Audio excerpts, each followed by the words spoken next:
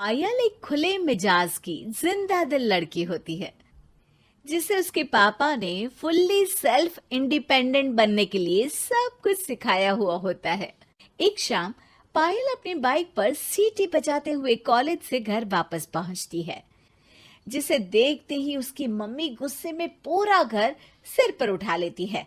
आ गई महारानी, बहुत बोलते थे मैं अपनी बेटी को सब कुछ सिखाकर दुनिया में मजबूती से खड़े रहना सिखाऊंगा, साथ में बेटी को लफंडर बनना भी सिखा दिया, ये नहीं बताया। क्या हुआ? आज ये कुकर इतनी सीटियां क्यों मार रहा है? सीटी? सारी फसाद की जड़ तेरी वो बाइक और सीटी है, उन्हीं से लड़के छेड़ती है ना तू। हाँ, ये तो गलत है। मुझे बताए बिना ही लड़का छेड़ दिया। हाय तौबा, ये कैसा पति और बेटी मिले हैं मुझे। अरे मम्मी यार, तुम ओवर एक्टिंग बंद करो। और मैंने कोई लड़का नहीं छेड़ा पापा। शिट यार।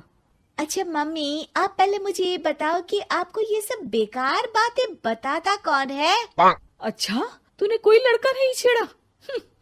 अरे वही शर्मा आंटी, वही बताती रहती है, पर उसकी खबर तो मैं खुद ले लूंगी। अच्छा मेरी प्यारी बेटी, थक गई होगी ना, जा जाकर आराम कर बेटा। अचानक मम्मी को गर्म से नरम होते देख के पायल और उसके पापा कंफ्यूजन में एक दूसरे को देखने लगते हैं। आंखों से कुछ इशारे होते हैं और पायल वहां से चुपचाप चली जाती है। जिसके बाद रात को घर में सबके सोने के बाद दोनों पापा बेटी छत पर मिलते हैं। क्या खबर लाए हो? अरे तुम्हारी मम्मी तो हमसे भी तेज निकली, कोई खबर नहीं मिली।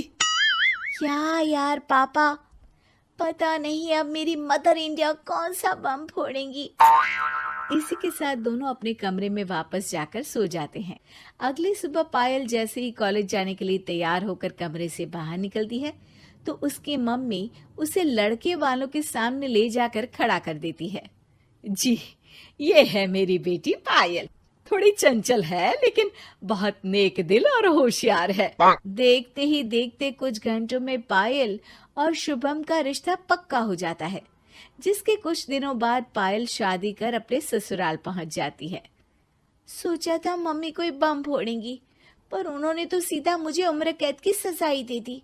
बहू, अब उम्र कैद समझो या बम, रहना तो यही है, निभाना यही है, इसलिए छिछोरी हरकतें बंद करनी होगी। है? ये आप क्या बात कर रही हो? मैंने क्या किया? इतने मासूम ना बनो, मुझे तुम्हारे कारनामों के बारे में सब अच्छे से पता है। ऐसा बोलकर सास तो वहां से चली जाती है, लेकिन पायल सोच में पड़ी वहीं खड़ी रह जाती है। जिस पर शुभम उसके पास आता है। तुम मम्मी की बात का बुरा मत मानना, वो पड़ोस वाली आंटी ने उन्हें तुम्हारी बाइक चलाना, सीटियां बजाते हुए घूमना, बेधड़क सबसे बात करना वगैरह जैसी कुछ बातें बता दी है, जिसे सुनकर उन्हें गुस्सा आ गया है। पर फिक्र मत करना, धीरे धीरे साथ रहने से वो भी ठीक हो जाएंगी। Thanks for your concern, but I don't care.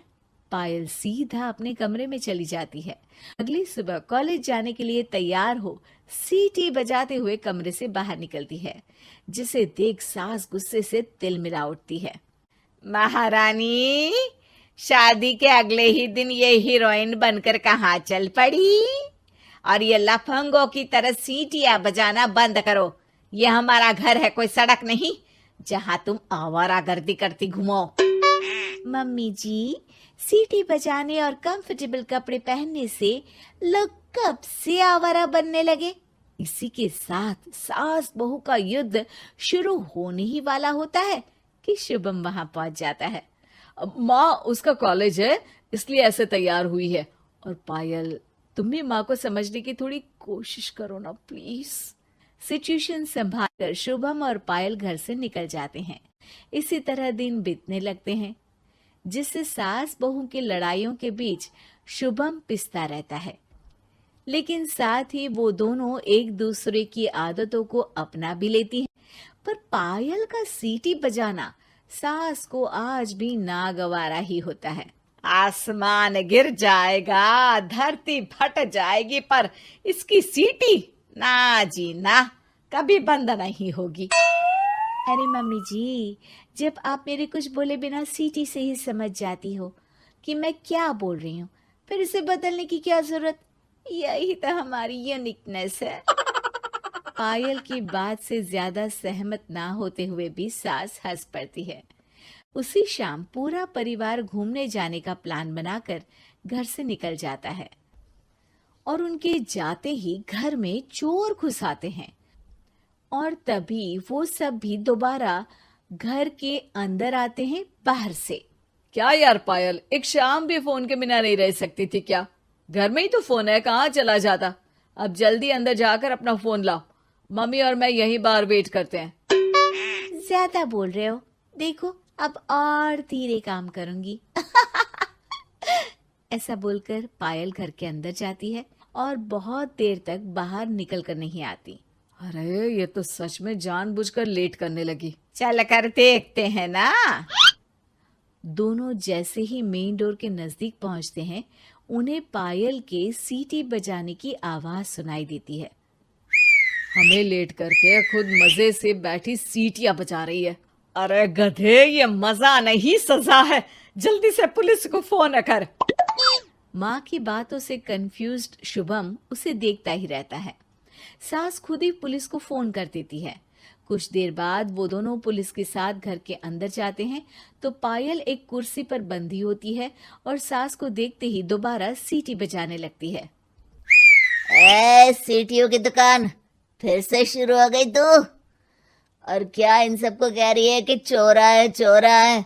तुझे कैद किया है, थोड़ा तो तरस खाकर डर हमसे। और प्यार से क्या बोल रहा है इससे?